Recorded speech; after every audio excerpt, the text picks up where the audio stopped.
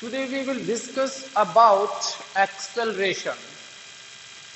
देखिएगा बेटा, इससे पहले हमने किया था वेलोसिटी, और वेलोसिटी का हमने किया था it is defined as the rate of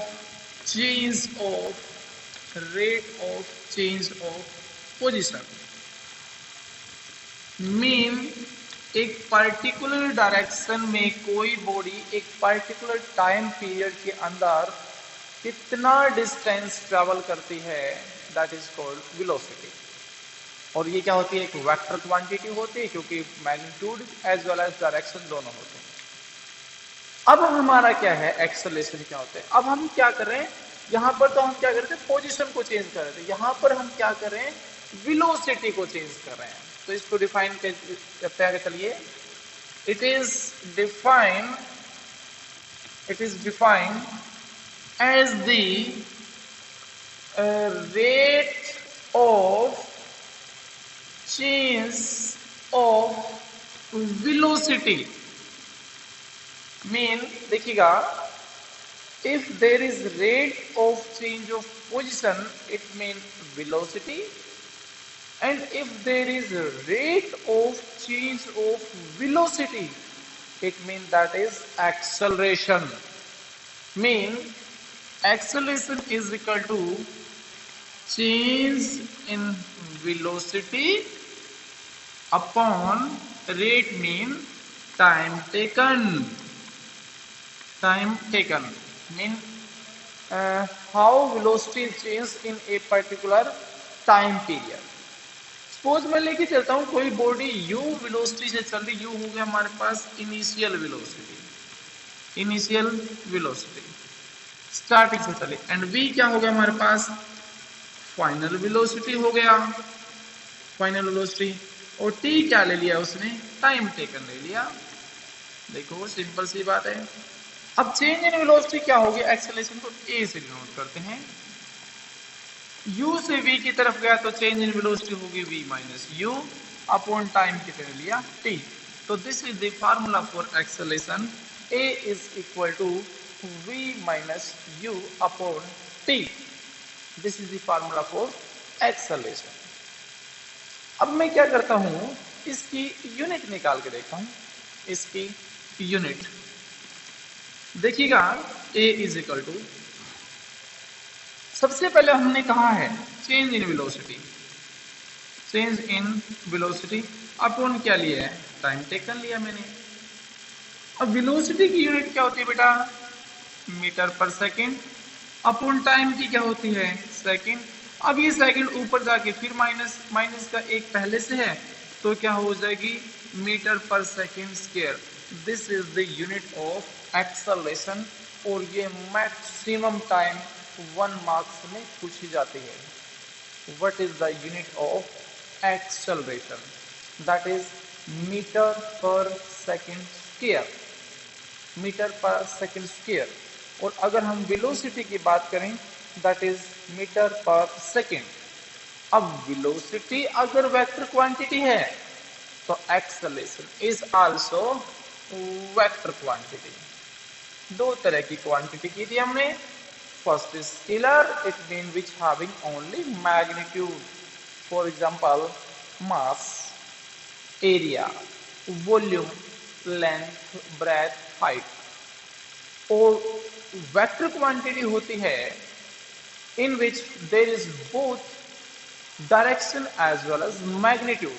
mean अगर वेलोसिटी हम करते हैं तो मैग्नीट्यूड तो है, डिस्टेंस चेंज करेगा, लेकिन क्या होगा, एक पर्टिकुलर डायरेक्शन में होगा, तो it mean it is a vector quantity. इसके बाद में नेक्स्ट आता है हमारे पास, एक और लेके चलता हूं कि टाइप ऑफ एक्सेलरेशन। एक्सेलरेशन कितने टाइप्स के होते हैं, देखिएगा। अगर पहले लेके चलो मैं, तो हम क्या करते हैं, दो तरह से क्लासिफाई कर सकते हैं इसको हम। सबसे पहले लेके चलता हूं मैं ऑन द बेसिस ऑफ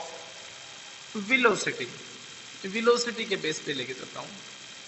सबसे पहले हमारे पास number 1 positive acceleration, positive acceleration. अब देखिएगा ये क्वांटिटी हमको पॉजिटिव रखनी है। अब टाइम का इसमें कोई रोल नहीं है। अगर v की वैल्यू u से ज्यादा होगी तो ये क्वांटिटी पॉजिटिव रहेगी। और v क्या है? Final velocity. सीधी सी बात है, अगर फाइनल वेलोसिटी इनिशियल से अगर ज्यादा हुई तो ये क्वांटिटी पॉजिटिव होगी। तो पॉजिटिव एक्सेलरेशन कब कहेंगे? If final velocity is more than initial velocity, initial velocity। आई बात में मैंने क्या किया, गाड़ी स्टार्टिंग में 20 की स्पीड चलाई और स्पीड चढ़ाता चढ़ाता मैंने क्या किया 50-60 के ऊपर ले गया, तो फाइनल 60 ज्यादा हो गई, इनिशियल कम हो गई। सेकेंड होता है हमारे पास नेगेटिव एक्सेलरेशन। ये बिल्कुल इंपॉर्टेंट है, नेगेटिव एक्सेलरेशन। और इसको हम बेटा रिटार्डेशन भी बोलते हैं, रिटार्डेशन। बिल्कुल ये इंपॉर्टेंट है, बहुत बार पूछा जाता है what do mean by retardation. ठीक है, ये वैल्यू नेगेटिव है, मतलब मैंने क्या किया, गाड़ी 90 की स्पीड पे चल रही थी, मैंने ब्रेक लगा दिया। इनिशियल 90 था, लेकिन स्पीड लगने के बाद गाड़ी की स्पीड क्या आ गई? 40 आ गई। तो इसका मतलब फाइनल तो 40 हुई, इनिशियल क्या होगी? 90 हो गई। अगर मैं इनको सब्ट्रैक्ट करता हूं 40 माइनस 90 तो ये 90 होगी। तो इसका मतलब कब? ऊपर का इससे opposite. If final velocity is less, final velocity is less than initial velocity, initial velocity. ठीक है, तीसरा आता है हमारे पास, वो थर्ड तो आपको पता चल गया ही, आप अंदाजा लगा के होगे, जीरो एक्सेलरेशन। जीरो एक्सेलरेशन क्या होता है? If there is no change in u and v, initial और फाइनल के अंदर कोई भी चेंजेस ना हो तो उसको बोलते हैं हम zero acceleration.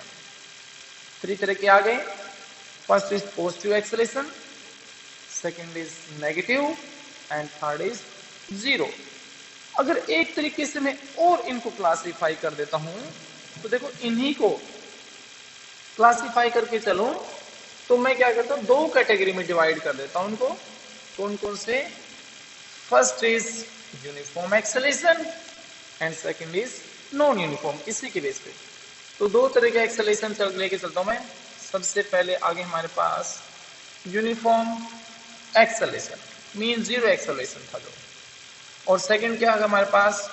Non uniform acceleration, non uniform acceleration. देखो, यूनिफॉर्मिटी जब वर्ड आती है तो मैंने तुमको पहले बता के गया था, इसके अंदर कोई भी वेरिएशन नहीं आना चाहिए। मतलब देखो, ये हमारे पास क्या है? वेलोसिटी, और ये हो गया हमारे पास टाइम। वेलोसिटी यूनिफॉर्मली, मतलब एक स्ट्रेट लाइन ग्राफ। और अगर नॉन यूनिफॉर्म बोलना है मेरे को तो ये वेलोसिटी हो गया, ये टाइम टेकन हो गया।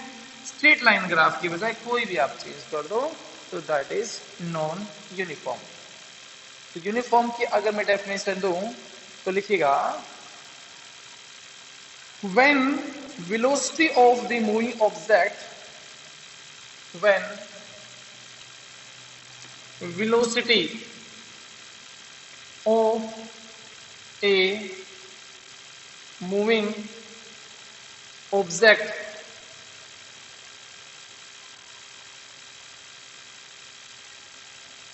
change